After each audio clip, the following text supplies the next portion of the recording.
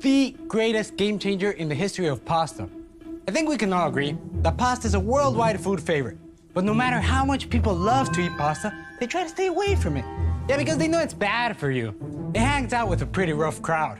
Bad dudes like calories, carbs, sugar, and gluten. Ooh. I think it's time we say adios to pasta and hello to Palmini.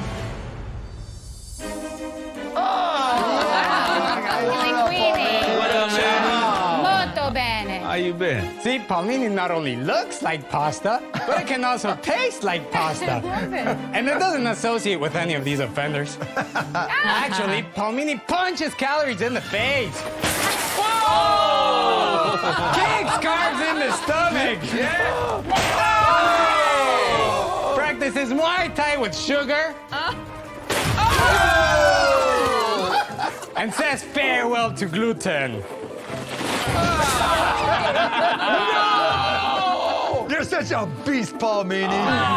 Palmini contains only 15 calories, 3 grams of carbs, has no sugar, and is gluten-free. But most importantly, tastes so good. Wow. Palmini is magical because it's made out of hearts of palm, which means it's 100% natural, high in fiber, and you can enjoy it without having to worry about adding any chemicals or weird ingredients to your diet. Sounds super healthy, right? Yeah, obviously, with this time of year, people are watching what they're eating, and Mark did invest, right? They actually went for 25% for 300 grand. So he's asking for 10%. They went up to 25%. So a full $1 million valuation. Now, he did say patent pending, right? I skipped to that section. A lot of people ask about food products, right? Hey, can I patent this food, right? Now, food itself is quite difficult to actually show that you've got a unique combination of foods that has never been done before. So extremely challenging. And I don't want to ever say it's not patentable. It's very difficult to actually patent the food, the composition of matter. But it wasn't that he invented. It was the machine that made and processed the hearts of palm.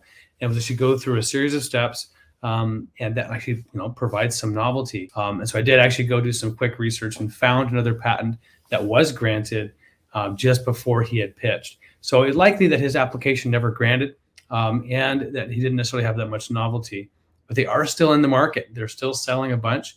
I would just say that one critique is that if you're going to go after a method of manufacturing, you want to make sure that those claims are broad enough to prevent any design arounds. And it sounded like he kind of fell short of that in this case.